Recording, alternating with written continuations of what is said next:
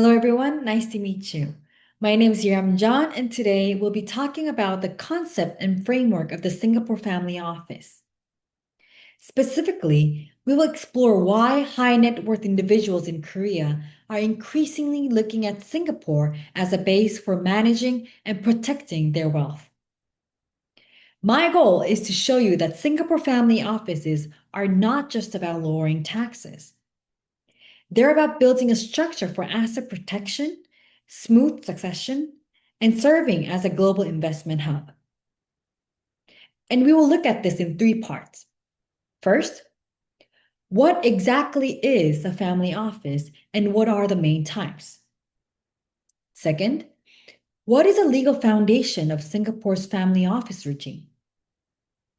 And finally, why is Singapore so attractive for Korean HNWIs compared to keeping assets in Korea? To start with a definition and types of family offices, well, at its core, a family office is a professional organization set up to manage a wealthy family's assets and lifestyle needs in a comprehensive and centralized way. You can think of it as a private company established by the family and for the family. It takes care of everything like investment management, tax and legal planning, succession structures, philanthropy, concierge services, and even support for education or immigration. So, in other words, it's not just about running an investment portfolio. It's about protecting and organizing a family's entire legacy. And there are two main types. First one is single family office. This is a dedicated structure serving only one family. It's customized and highly personalized. It's a tailor-made company to handle just that family's needs. And the other one is multifamily office. This serves multiple families together, pooling resources, sharing professionals, and benefiting from economies of scale. So you can think of it this way. A single family office is like building your own private company for wealth management, while a multifamily office is like joining a private club that manages wealth for several families at once. And the key difference from ordinary wealth management is personalization. A family office might not only decide on how to diversify a portfolio, it might also arrange overseas schooling for the next generation, handle immigration matters, or even manage large purchases like yachts and art collections. Now, let's ask the core question. Why Singapore? Well, the legal backbone is found in its Income Tax Act, Section 13O and 13U. Both provide full tax exemption on qualifying investment income earned by funds managed from Singapore. This includes dividends, interests, gains from shares, bonds, real estate investment trusts, and more. So it's like essentially turning most investment returns into tax-free income. Let's look at Section 13O first. Section 13O is also called the Singapore Resident Fund Scheme. This is designed for funds incorporated and tax resident in Singapore. As of the 2025 amendments, funds must have a minimum of 5 million Singapore dollar in assets under management invested in designated investments. Section 13U, which is also called the Enhanced Tier Funds Scheme, is much more flexible.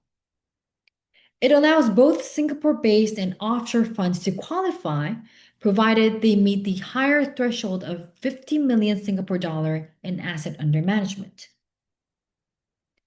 Both schemes also impose certain economic commitments, such as a minimum level of local business spending in Singapore, typically on hiring professionals and outsourcing services, and also a requirement to employ at least 2 investment professionals locally.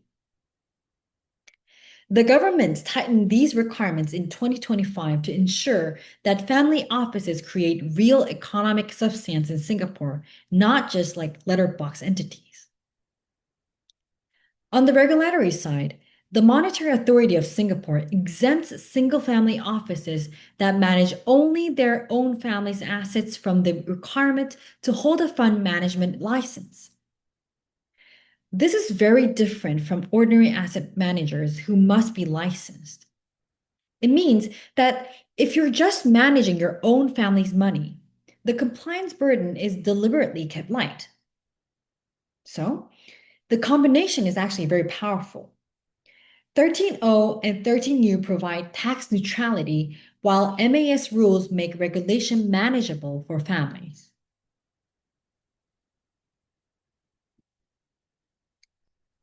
Now, let's ask another key question. Why are Korean wealthy families increasingly drawn to Singapore Family Office?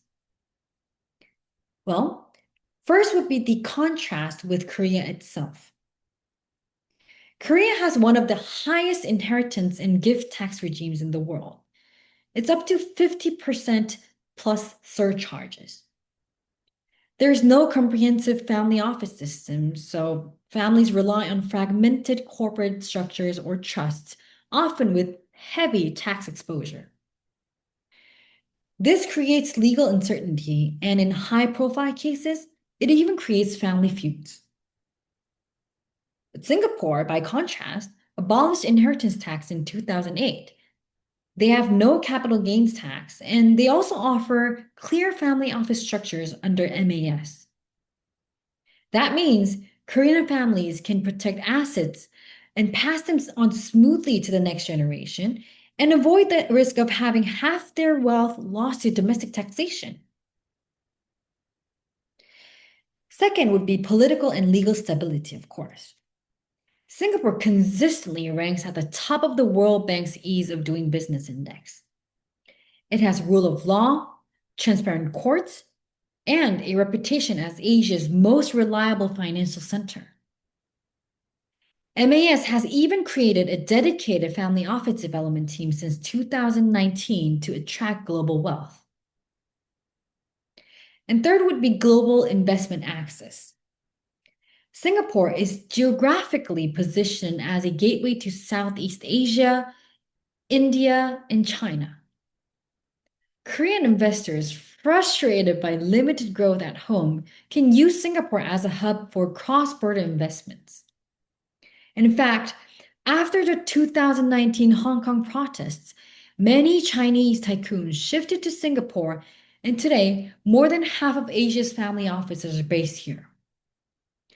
Korean entrepreneurs, like the founder of Wu Brothers, also have already made their move. Fourth would be the asset protection and succession. Many Singapore family offices are paired with trust or foundation structures. This adds legal protection against creditors and lawsuits and ensures assets can be distributed to future generations under clear rules. And last would be the immigration opportunities. Through the Global Investor Programs, shortened as GIP, HNWIs who commit significant capital through a family office or business investment can apply for permanent residency, including family members. And this makes Singapore not just a place to invest, but also a potential home base for future generations. And finally, we should also note the global context too. Singapore is competing with Hong Kong, Dubai, and other hubs. But right now, it has a reputation for the most stable and credible family office environment in Asia. So to sum up, a Singapore family office is not just a tax shelter. It's a three-in-one solution. It serves as an asset protection against creditors and legal disputes. It guarantees succession planning that bypasses inheritance tax and ensures smooth transfer of wealth. And it also serves as a global investment hub that connects Korea to the world's fastest growing markets. And this is why Korean high net worth families sees Singapore not as a short-term tax trick, but as a long-term strategic base for wealth preservation and growth. In our next class, we will look at Singapore's Income Tax Act and see the specific requirements. Until then, stay tuned and we will see you in our next class. Thank you.